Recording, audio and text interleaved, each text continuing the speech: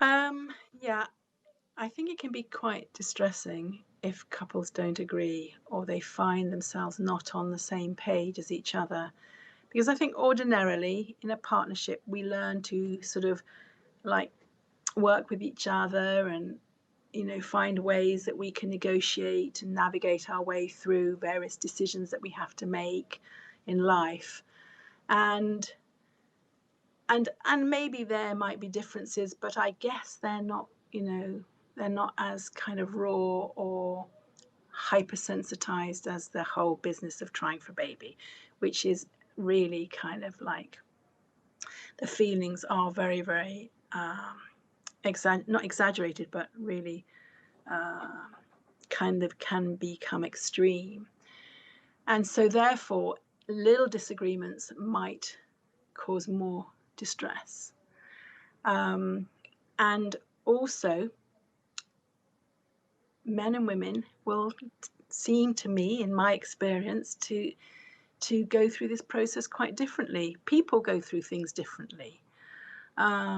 Grieving processes. Some people are up and about very quickly after their husband dies. Other people, 5 years later, they're still grieving and mourning. It's like everybody's very different.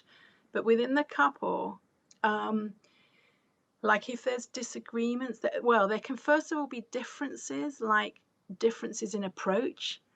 Like, maybe the man might be very optimistic and positive, and the woman is feeling anxious and worried. And by being very positive towards her, trying to help, the best, with the best will, he's trying to help her be positive. um,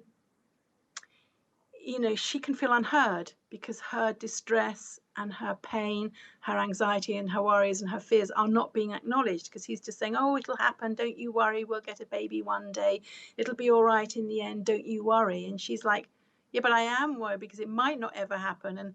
And how do you know it's going to happen? You've got no guarantees. So that can be tricky to work out those differences. There may be differences in, like, if she's really keen on, doing all the supplements and don't drink and don't smoke and, do all the everything right, eat organic vegetables and don't use this sort of shampoo and all the different things that are very, very current, which she looks at on the internet and reads on these forums, which he's not reading. And that's another gender difference. The women are often the ones that are in there doing all the researching and everything, and chaps tend not to lend themselves to doing that, and that in itself can cause a difficulty. Like, why are you always on Google? Why are you always reading this stuff? It only upsets you. And she's like, well, why don't you Google it with me? You don't know anything. You don't want to know anything. You don't research anything like I do. Is it that you don't care? And so that can cause a bit of friction and rub between them. And then maybe there's, like, differences in how they respond if it doesn't work. Like if they have a treatment cycle and she's distraught and distressed for days, if not weeks, and he bounces back very quickly and he goes to work and he's fine and he can distract himself much more easily, and she's still really upset. That can cause a difficulty because he doesn't understand why she's being so upset all the time, and she doesn't understand why he can seemingly be getting over it so quickly. And that can cause a bit of friction because they just are different and they don't understand each other. And she thinks, well, if only you could you felt like me, we would be happier. And he thinks, well, if only you'd be like me, we'd be happier. And so there has to be this understanding between them. And um, I think I do a lot of work with couples, and I think maybe if there's a lot of stress and strain, it's good to have, like, do a bit of couples counselling. Not because there's anything wrong, not because the relationship is flawed, not because there's any problem fundamentally in the relationship. It's because there are these difficulties in communication style, in understanding each other.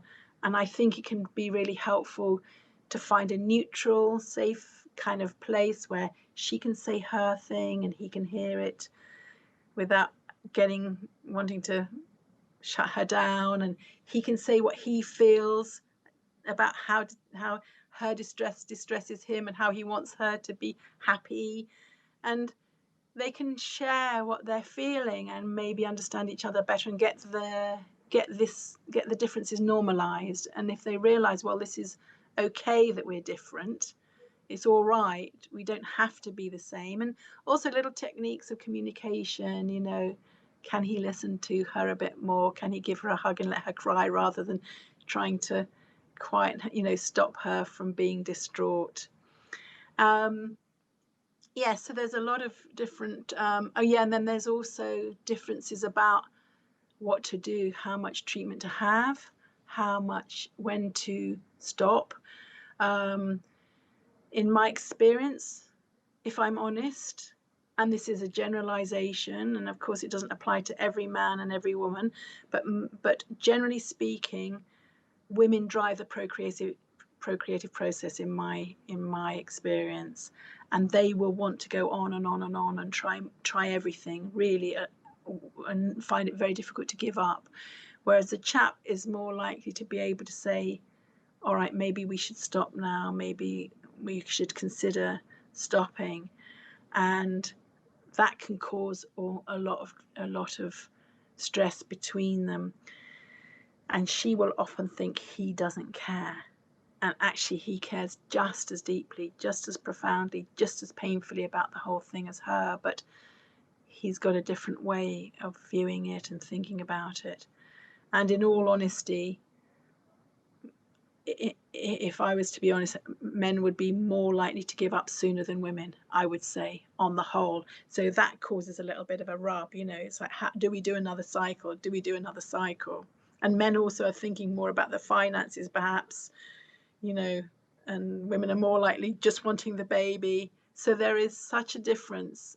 And so I would say definitely it's good to talk to a fertility counsellor specialist who understands these things and can help you kind of navigate your way through, which is unfamiliar territory, unfamiliar waters. You know, it can be very distressing and upsetting if you feel you're not on the same page as each other.